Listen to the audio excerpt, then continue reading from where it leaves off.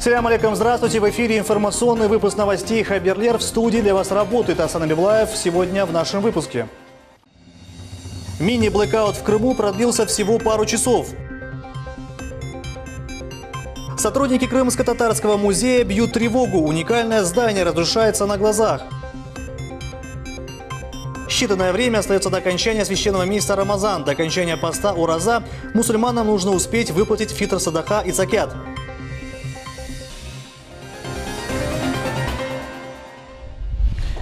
Мини-блэкаут в Крыму продлился всего пару часов. К этой минуте электричество восстановлено в полном объеме. Об этом сообщает Министерство энергетики Республики Крым. Напомним, что в 3 часа дня весь полуостров оказался обесточен. Свет погас во всех городах и поселках. Перестали работать светофоры, мобильная связь и интернет.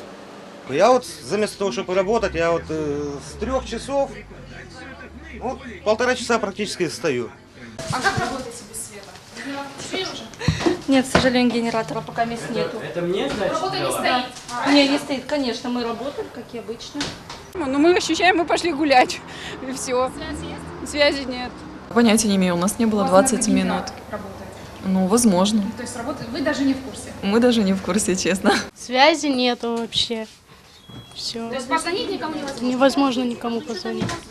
Генератор включили? Нет, пока нет. Но мы все нормально, все работаем. Так что никакой паники, ничего, это все. Так что. По официальной информации, причиной отключения стала авария на подстанции Тамань в Краснодарском крае. На данный момент переток уже пошел в сети Крыма. Глава Крыма Сергей Аксенов на своей странице в Facebook написал, что энергоснабжение Крыма будет восстановлено в ближайшие часы. В связи с отключением электричества возросла сигнальная нагрузка на крымский мобильный оператор К-Телеком. Рекомендуется вручную перенастроиться на волну мобайл. В настройках еще часто отображается как 250-60. Жара и пожары в Крыму. Объявлено экстренное предупреждение. Огонь уничтожил почти 24 гектара подстилки леса в Ленинском районе. Тушить пожар сотрудникам МЧС мешал сильный ветер. Что стало причиной возгорания, пока неизвестно. За прошедшие 3 суток зафиксировано 130 очагов возгорания. Пожарники успешно ликвидировали чрезвычайные происшествия, не допустив при этом случаев перехода пожаров на жилье и дачные массивы. Случаев гибели и травматизма людей не допущено. Сотрудники МЧС сейчас дежурят в особом режиме. Крымские спасатели предупреждают жителей и гостей полуострова о необходимости соблюдения правил пожарной безопасности. На Крымском мосту установлен новый рекорд интенсивности движения. Более 70 тысяч автомобилей за минувшие выходные проехали по мосту. 10 июня трафик превысил 25 тысяч автомобилей в обе стороны. Предыдущий рекорд в 23 тысячи транспортных средств был зафиксирован 20 мая. За 12 суток с начала летнего сезона по Крымскому мосту проехали более 180 тысяч автомобилей. 103 тысячи в сторону Крыма, более 83 тысяч в сторону Тамани. В селе Чистополье прошел торжественный митинг, приуроченный ко Дню России и столетию пограничной охраны. В праздничную программу мероприятий вошли автопробег и мотопробег, открытие памятников, выставка современных образцов военной техники и вооружения, поздравления первых лиц республики и почетных гостей Ленинского района, а также костюмированные выступления местных артистов и детских танцевальных коллективов. Для всех желающих сотрудники пограничного управления продемонстрировали образцы вооружения и техники, используемые в настоящее время в пограничных органах для исполнения служебных задач. Завершилось мероприятие раздачи полевой каши, плова и напитков. Глава Республики Крым Сергей Аксенов посетил Крым-троллейбус. На данный момент выполняются все поручения, а также составлены и подписаны дорожные карты мероприятий. Сергей Аксенов отметил, что на сегодняшний день общежитие Крым-троллейбуса будет передано для дальнейшей приватизации и муниципальную собственность города Симферополя. Кроме того, по словам главы Крыма, стратегия развития предприятия должна в себя включать бесконтактные средства передвижения электробусы, которые составят главный способ при организации предприятия.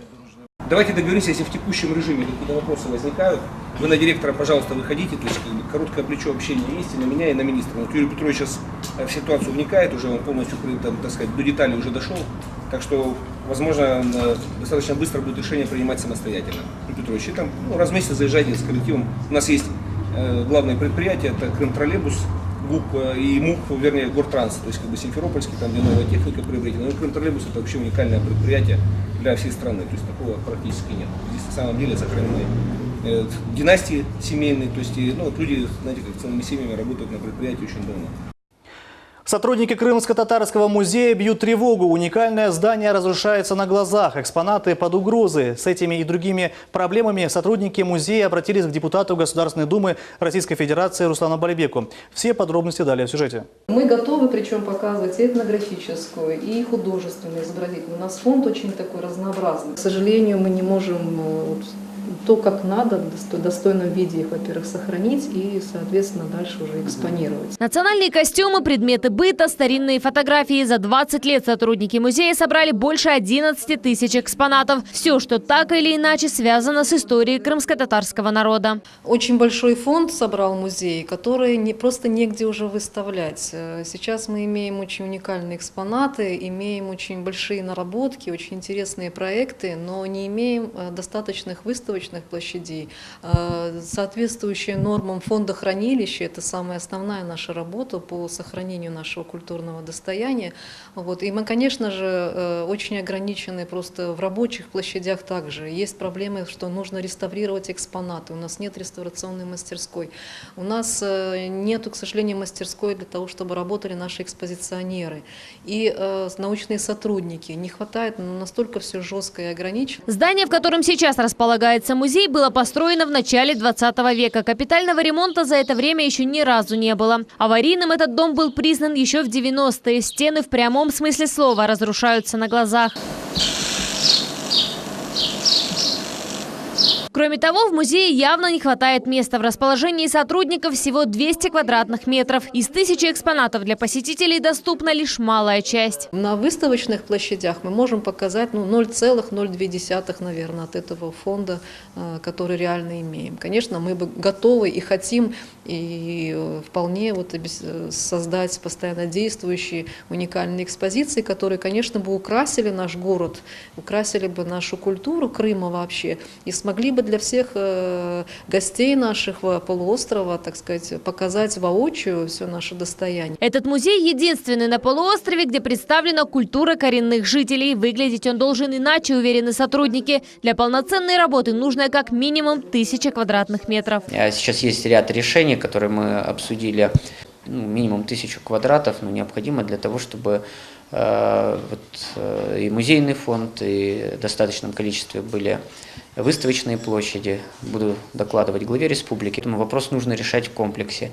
Как и системная работа по реставрации, так и, конечно же, возможности хранения и наличия выставочных площадей для нормального функционирования музея. Коллектив музея просит не просто сохранить уникальную коллекцию артефактов, передать это наследие новым поколениям. Они хотят в достойном виде. София Шукурова, Рамазан Аливапов, телеканал Миллет. Что происходит с общественным мнением в России, Украине и на Западе в последние 4 года? Какие цели преследует санкционная политика? И чего добивается Запад, пропагандируя образ России? Социологи уверены, Крым находится в центре мировой политики. Специалист отмечает, сегодня сформировалось разное информационное пространство в сопредельных государствах. Проникновение информационное, да, при том, что есть блокада, есть, скажем, сложности в доставке информации, скажем, прежде всего это касательно на Украину, подчеркиваю, тысячи, десятки тысяч людей коммуницируют каждый день между собой. И эта тема остается по-прежнему. Дальше, я считаю, что относительно Крыма Украина, в общем-то, выработала некую политику, некую стратегию. Она связана, во-первых, с четкой однозначной повесткой, однозначно, подчеркиваю, касательно критики, то строительства Крымского моста, то процессов, которые происходят в Крыму, то межнациональных отношений и так далее и тому подобное.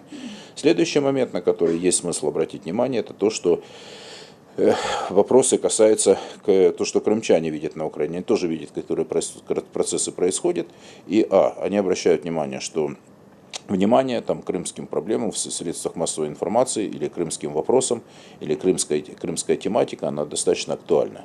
Сегодня в информационном пространстве в силу политических событий появилась и региональная аудитория, которая по-новому воздействует на общество.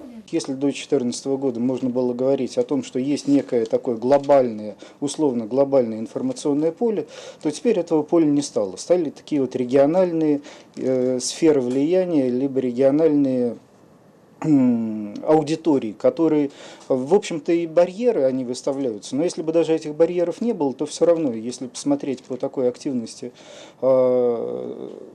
людей в соцсетях, либо по интересу к различным СМИ, то идет обособление по интересам. Вот кому-то интересна, допустим, точка зрения России, они уже не особо смотрят на украинскую, либо кому-то интересна точка зрения европейская, и они полностью игнорируют мнение, которое существует по этому вопросу в России. А вот почему сложилась такая ситуация, тут, наверное, нужно отойти гораздо дальше в прошлое и немножечко затронуть такие вопросы, которые напрямую сферу такую социальную, они не в полной мере затрагивают. Скорее, это такие тектонические геополитические процессы, которые в мире начались очень давно, которые имеют свою логику и которые приводят вот к той ситуации, которая сейчас наблюдается. Как сегодня, несмотря на поток информации, разные СМИ обеспечить информационную безопасность крымчан. В ходе пресс-конференции специалисты ответили на вопросы журналистов. Для того, чтобы здесь не возникали вот межэтнические противоречия, конфликты, да, вот это должен быть диалог уважаемых людей. И этот диалог должен быть публичен. Должны быть обсуждаться, может быть, в полузакрытом режиме. Есть темы, которые вот чувствительны для крымско-татарского народа, для русского народа. Какие-то вопросы, касающиеся нашего прошлого и настоящего. Вот тогда, когда этот будет внутренний диалог, вот тогда, наверное, будет большой результат. Я исхожу из того, что диалог без общения ничего не получится. Это, я подчеркиваю, банальные вещи. И без позитивного пиара ничего не будет. Ну и опять-таки этика, культура и красная линия, они должны быть. Они существуют в любой системе. Крымские спасатели успешно провели учебно-тренировочные сборы по водолазной подготовке. Водолазы в течение 4 дней отрабатывали основные принципы работы с водолазным оборудованием. Спасатели тренировались в условиях ограниченной видимости и в ночное время суток. Это не только оказание помощи пострадавшему на воде человеку, но и оперативное реагирование при нестандартной ситуации, когда сам водолаз оказывается в таком положении, когда ему требуется помощь. Тренировки проходили на глубинах около 12 метров. Все водолазы в завершении сборов сдали зачеты, тем самым подтвердив свою квалификацию и высокую классность. У нас на сегодняшний день 55 водолазов, включая 51 водолаза, который непосредственно несут боевое дежурство, заступает постоянно в боевой готовности в отрядах. Из 9 отрядов Крымспаса в 7 отрядах созданы водолазно-спасательные станции. Предназначено для спасения людей и безопасность на воде, оказание безопасности на воде, ну и всевозможные водолазные технические работы. Считанное время остается до окончания священного месяца Рамазан. До окончания поста ураза мусульманам нужно успеть выплатить фитр садаха и закят. Что такое фитр садаха, ее размер в этом году и кто ее должен выплачивать, узнавала наш корреспондент Айша Шлакова. В этом году фитр садаха, добровольное милостыня разговения, составляет 200 рублей с человека. Кто и зачем должен выплачивать этот вид пожертвования, мы решили узнать в муфтияте Крыма.